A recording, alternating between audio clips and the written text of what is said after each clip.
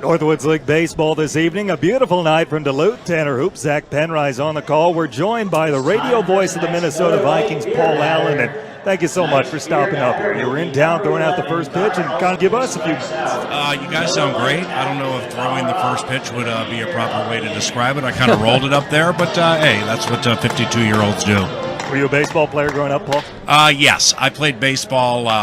I played baseball through high school, played a couple of years in Southern California, actually pitched through 2 pitches, fastball and knuckleball, couldn't hit a lick, moved on to basketball and tennis, and here we are. Well, you made a career out of sportscasting for sure, and what advice would you have for someone like us trying to get into the business and maybe any younger viewers that might be tuned in? I want to watch this big lefty do his thing right here, though. Grounder to second, should be playable for Isaacson. He'll double pump. To get into the business, you're in the business. I mean, you're doing what you're doing now. You are in the game. And getting in the game and then being unique while being yourself, those are some things that I tell aspiring broadcasters. You kind of need to outwork the competition. For me, I'm 52, and ever since my mid-20s with racetrack announcing and then radio and then play-by-play for the Vikings, I've just kind of made it my life. And that's kind of what you have to do.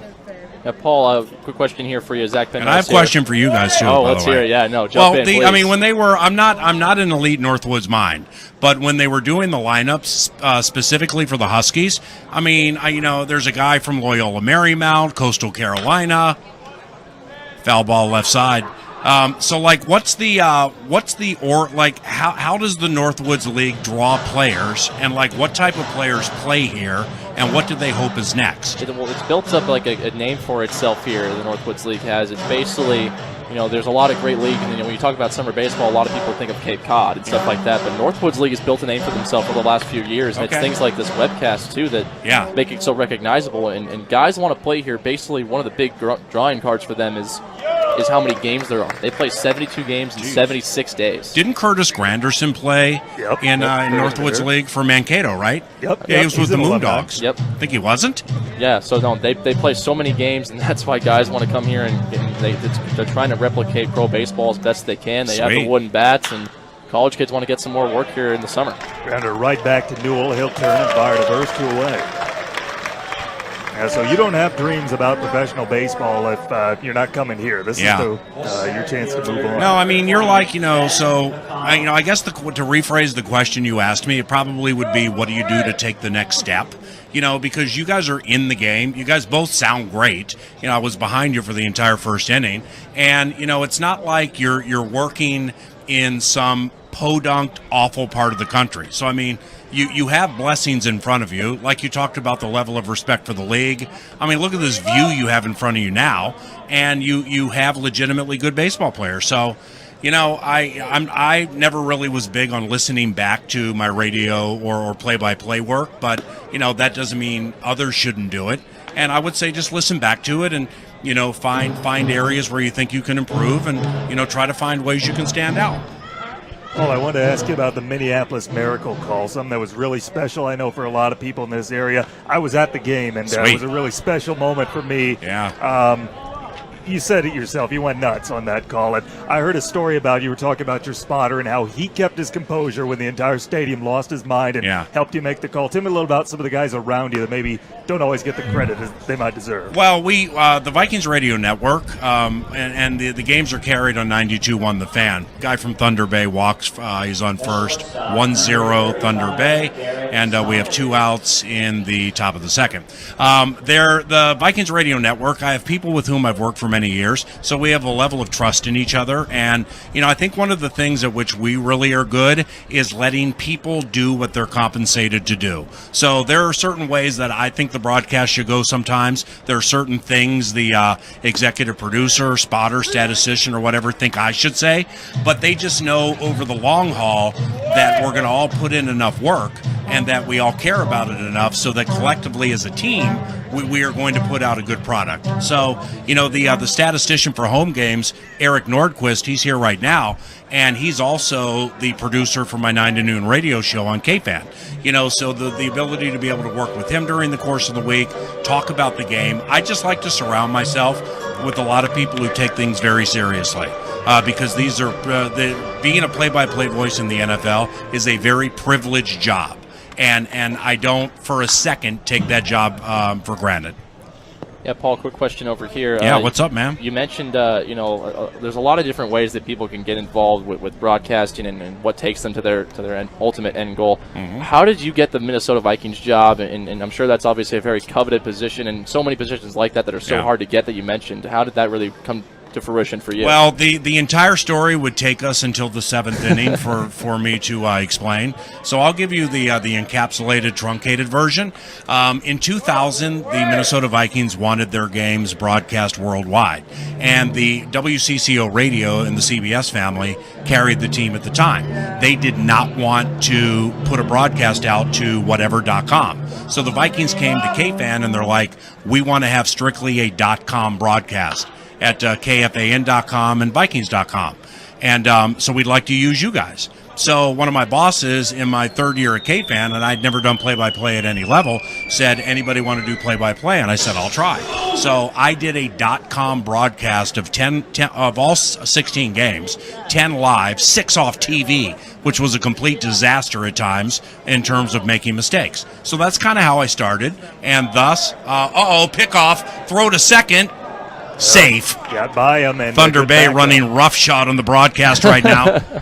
So then I had some games on tape. Job opened up in 2001. Went for it. Got beat. Handled it with class. Even though the guy who beat me, I thought I was better than. I still handled it with class. He got fired at the end of the 01 season. I rolled into it in 02, and I've held it ever since. That's pretty much it. Wasn't that exciting? Yeah, I love it. I love it. What's your relationship? Wasn't that exciting? Tell me about your relationship maybe with some of the other Minnesota media professionals that popped over toward first. I'll make the catch and territory. You have to go to commercial, the producer says. Hang around for one more. I can't remember this lady's name, but she runs the show. She does a great job. She's in charge. Yeah, this is like the female version of Rune Arledge over here. We'll take a break quick. We'll be back with Paul in the home half of the second after this. Northwoods League Baseball right here. Bottom half of the second inning here in Duluth, Frank Wade Municipal Stadium. And Torsanerts pounced this one over towards short, cut off that way, and they fired a first, and they get him by a step. Route number one. Tanner Hoop, Zach Penrise joined with Paul Allen, radio voice of the Minnesota Vikings, kind enough to give us a few innings. And Paul, I wanted to ask you before the break, we got cut off, what's your relationship maybe with some of the other Minnesota sports professionals? When you look maybe Dick Bramer with the Twins, Anthony LaPanta with the Wild? Yeah, I'm cordial with all of them. Anthony comes on my radio show frequently. So I'm cordial with all of them, but we kind of do our own thing within our own sports and everything. No, I have no adversarial relationships with anybody in the local market. I think, having done radio in the Twin Cities for 20 years now, Vikings football for 16, and called races at Canterbury Park for almost 25. I think a lot of the locals are past the quote homer end quote thing, and they just understand that I'm a real individual who loves what I do, and I love when the local teams win. So, I guess the age-old adage would be, to those who come sniping in to try to get a job, a lot of us were here before you got here, and a lot of us will be here after you're gone. So standing the test of time is very difficult in this day and age, and a lot of us in the market have done it. Loop foul, and he'll live to see another pitch, batting Julian Escobedo, the first baseman. First start in the Northwoods at first base, usually an outfielder. See, baseball is such a chill. I mean, with football, every 30-some-odd seconds, I get to build the crescendo of Tanner over here, main man over there, Nordo takes the snap, da-da-da, build the crescendo, same thing in horse racing. Baseball is such a chill, specifically this time of the year, that I'm kind of envious that you guys get to call games from Wade Municipal Stadium and see base hits like that by your favorite team up the middle. One out base runner for Tiger Peterson and the Huskies. It'll get Kyle Jacobson to the plate. Do you have experience doing baseball, Paul? No, never. No, football's the only thing I've done. It's the Vikings play-by-play job is the only play-by-play job I've ever done or ever had. Wow. Now I'd like to do basketball. I have aspirations at times of maybe doing the NBA. I don't know when. I don't know where. I like hockey a lot. I've learned a lot about hockey over the last 5 or 6 years. Right. I don't think I know I'm not wired to do baseball, and I don't know enough about hockey to do it, but I'd like to give it a try. Striking by Jacobson, knee high, batting from the right-hand side. Still 1-0, Thunder Bay on top.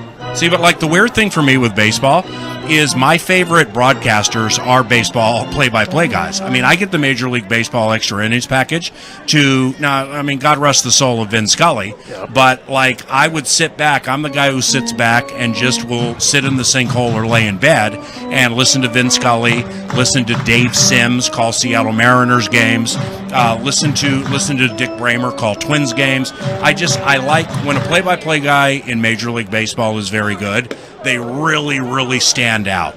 And because it's not in your face and like up and at them and up and at you like that, we have some controversy on the field. What's happening? It looks like we have a balk called against Cardiman's going to give Escobedo might lead to a base. benches clearing brawl. Be careful. Well, this rivalry, it might. Yeah, I think the worst mistake that I made this evening, I was joking around, but it was probably a bad joke with which to start the evening. Before I walked out to throw out the ceremonial first pitch, whipped out a $100 bill, looked at the home plate umpire and said, "Sports gambling is legal in this state now, right?" And when they didn't crack a smile, guys, sorry. Okay, let me go out here and throw this pitch. They didn't crack a smile. I mean, I'm not up here betting a nickel on the Duluth Huskies, guys, okay? I love it. Yeah, that's great. Did you have any influences growing up, some broadcasters you looked up to? Well, I went to high school and junior college in the Los Angeles area. So I'm 52 years of age, graduated high school in 84. So I had the benefit of laying in bed every single night and listening to a guy named Chick Hearn call L.A. Laker games, and a guy named Bob Miller call L.A. Kings games, and Vin Scully call Dodgers games. And I swear I listened to it every single night. Then when I became a racetrack announcer and I started in San Francisco, there was a cat named Greg Papa who currently does Oakland Raiders football. He was the Golden State Warriors play-by-play guy. I introduced myself to him because I went to all the games by myself. And then early in my play-by-play career at KFAN for the Vikings, somehow, some way, Kevin Harlan took a liking to me. And even though he wasn't in the market, he reached out and found me and laid out 10 things. Here are 10 things. 7 of them I like, 3 I don't. And I think you really have a chance to do some things in this league. And Kevin worked extensively with me for many years, right when I started. Sky toward deep left field, carrying back. Trammell camps underneath it, makes the catch cap high, and bluffing a tag is Escobedo, 2 gone. Guy didn't tag because he knew he was going to get gunned. Exactly. Main man Aaron Judge in left field has that cannon, doesn't he? I would say Cole Calhoun, but he just got hurt for the Hammers. Paul, quick question for you here. Yeah. So obviously, I'm curious about what the favorite game is that you've ever called. I'm sure in the future it would be a future Vikings Super Bowl game. Ooh, that'd be nice. But obviously, in games past, there's so many I'm sure that come to mind. But is there a favorite that comes to your mind right now? I think the one we had recently at U.S. Bank Stadium against the New Orleans Saints. That's a good pick. That probably would be my favorite because of the way it ended. The most memorable will be the NFC title game after the 2009 season when we were at New Orleans and we had Favre at quarterback and we lost. That's something that will stick with me all of my life, even when I'm not doing play-by-play or radio or whatever. But the Minneapolis Miracle moment, I mean, it was. I can't imagine how the players and coaches were. I was so mentally exhausted after that game that it took me like 2 days to just stop thinking about it because it was just so surreal, you know? So I'd say that one, the playoff game 2017 season, New Orleans. And more excitement coming up for the Vikings. They have a very promising future coming up this season. I certainly hope so. You know, when you come off 13 wins, tough to win 14, 15, and 16, specifically the way the schedule shakes out this year. A-Rod is back in the division. I like our roster better than I like theirs. And the Vikings defense is going to be really good. But as I say on my radio show, and when we are at Clyde Ironworks tomorrow, I will continue to preach it because it matters. The Vikings offense will take patience this year. Miscue at first. An error, it's going to get by the first baseman. Bierling taking second is MacArthur, and scoring on the air is Escobedo. We're tied in the whole match for second. See, I'm good luck for the Duluth Huskies. You got to bring me up here more often, man. We'll have you anytime. Jeez, everything was going south in the Northwoods until the 9 to noon guy arrived, and now we have a tie game. What were we talking about again? Oh yeah, the Vikings. Yeah, I know they're gonna be good. They absolutely should be a playoff team. very good chance to win the division. But some patience is going to be required with this offense, man. New offensive coordinator. Kirk Cousins has everything you want in a good quarterback, but it's new. So a lot of new with us this year. You know, when we head into the season, I'm probably going to be conservative with my win-loss record. I'll probably go like 14-2. Take the conservative approach this year. Hey, man's like, why not? There's a deep drive. Just kidding. Trammell won't get there, and it's Grandma at home on the internet's like, mother. Paul, is there, when you look around the NFL stadiums yes, you got Tanner. a chance to be at, is there any that you like going on the road, kind of a home away from? Oh, yes, Lambeau Field, very best. Obviously, I want the Minnesota Vikings to beat the Green Bay Packers every single time. I've been to Lambeau Field 21 times to do games probably, or either do games or be there for games. It's spectacular. It's football Americana. Unlike Philadelphia or Oakland or some other places. Oh, what a great play by the pitcher. The fans actually, they'll talk trash, but they're not mean, so they're really cool. And in closing, I hope Green Bay loses every single game next year. And Anthony Barr is still on the roster. That's all you need to know. I want you to tell that to Mitchell Speltz when you go down there, because he's a Packers fan. Oh, great. From Wisconsin when you go down Great. there. Well, I'm going to go down and whoop his ass. God bless you, Tanner. Thank you. Thanks a lot, Paul. Keep the good work.